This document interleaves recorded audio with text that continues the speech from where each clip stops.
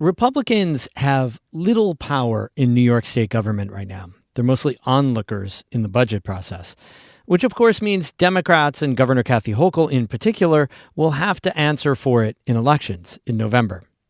But Republicans do sponsor bills and try to shape policy, of course, and they won a victory in delaying a transition to electric school buses.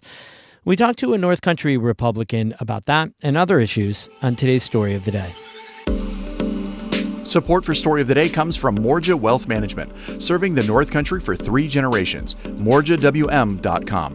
Advisory services offered through Hightower Advisors LLC. Securities are offered through Hightower Securities LLC, member FINRA, SIPC. And Kinney Drugs, now accepting S3 Nations benefits and OTC Network Wellness benefit cards for eligible over-the-counter health items. Details at KinneyDrugs.com. Hey, I'm David Sommerstein. It's Tuesday, June 2nd. Governor Kathy Hochul and her fellow Democratic lawmakers say the state budget they passed last week is focused on affordability. It includes car insurance reforms aimed at lowering premiums, so-called utility rebate checks, and delays on provisions of the state climate law. But State Senator Dan Stec says the budget doesn't do enough to address rising costs for New Yorkers. The Republican from Queensbury did vote in favor of one of the budget bills. It delays the state's electric school bus mandate by 5 years.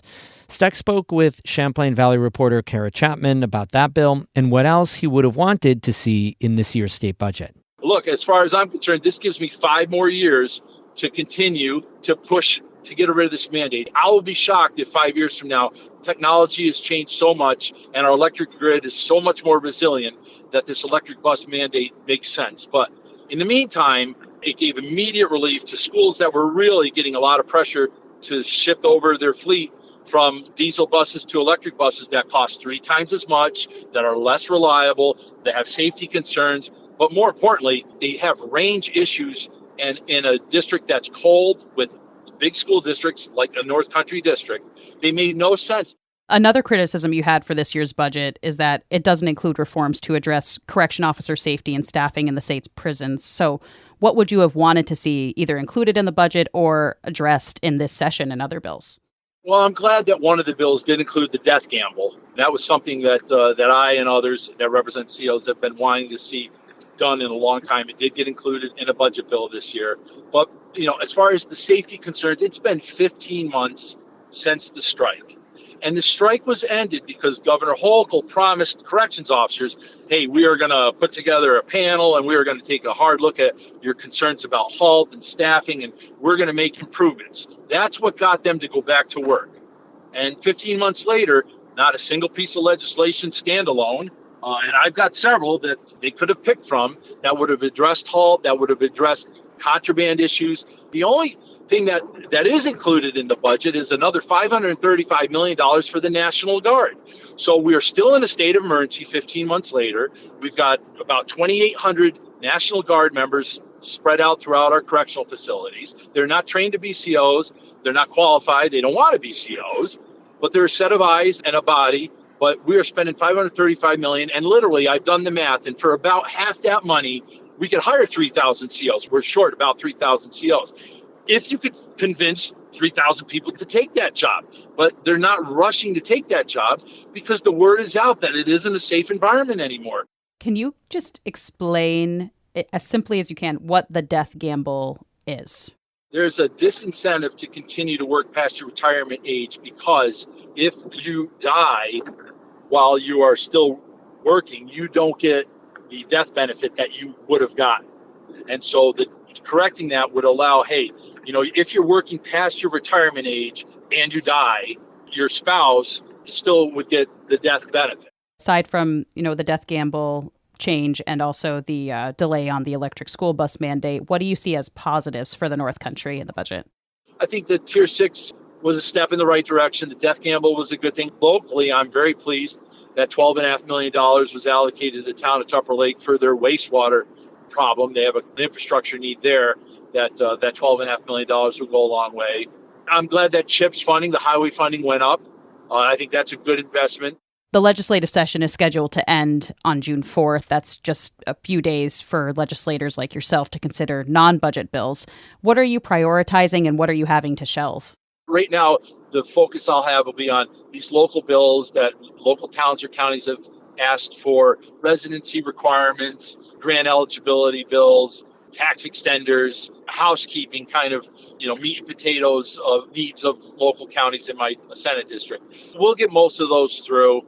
But really, what we're going to see in the last week is they're putting in the bill to go for another attempt at a constitutional amendment to do a mid-census redistricting in New York. So New York Democrats are determined to get in this mid-census redistricting game, and they want to get first passage of that done. So we're going to lose a half a day on just that bill alone.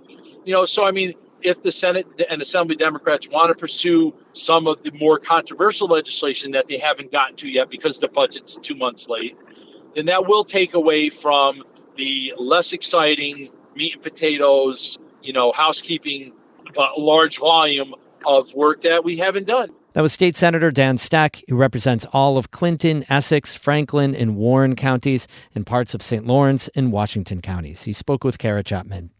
Some flights into Watertown will be diverted to another airport during bad weather over the coming weeks.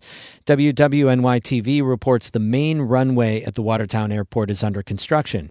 Airport officials say weather conditions like rain can make the runway too short to land safely. In those cases, incoming flights will be diverted to Syracuse. Then passengers will be bused an hour to Watertown. That could cause delays for outbound flights, too. County officials say construction is expected to wrap up in mid-July.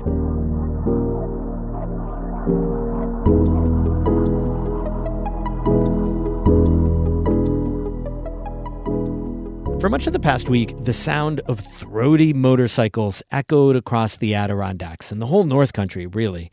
That's because tens of thousands of riders converged on Lake George for Americade. It's one of the world's largest motorcycle touring rallies.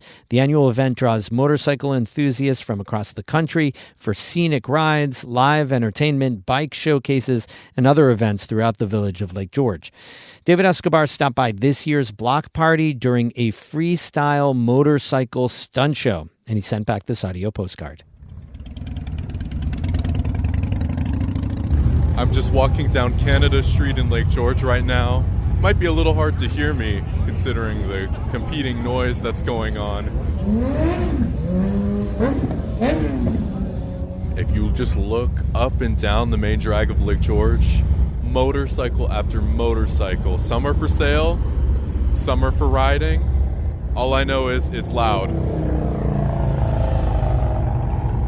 And I'm on my way to go see a skills competition and then maybe some stunts. This bike was built specifically for doing burnouts. He's on free stuff out. Let him hear you if you want something for free. My name is Kyle Sliger. I'm from Fort Wayne, Indiana, and I'm a professional stunt rider, and I travel the whole country and do motorcycle stunt shows for people in big events like this, and I just have a lot of fun on a motorcycle. That's my life. This is, it's a fully custom built bike. It's probably about 80 pounds heavier than a stock motorcycle, but they're full-size sport bikes, 600s, and I also got a 1000cc Ninja, and we just go out here and throw them around and make them seem like they're, 10 pounds, but they are about 400 pounds. When you're up there, popping a wheelie, bringing the back of the bike back, like, what are you thinking in your head as all these people are watching? You're getting real close to the barricade at times. Like, what's going through your mind?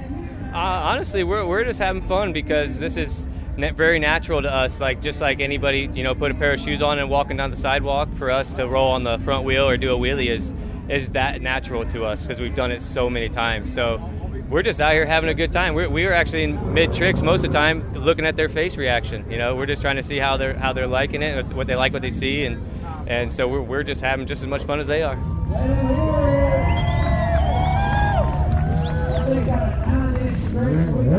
David Escobar, North Country Public Radio, Lake George. You can see photos from this year's Americade celebration in Lake George on our website, ncpr.org. We have more news there all the time. Of course, ncpr.org. Music today by Christopher Watts of Canton and Ben Sharon of Watertown. I'm David Sommerstein, North Country Public Radio.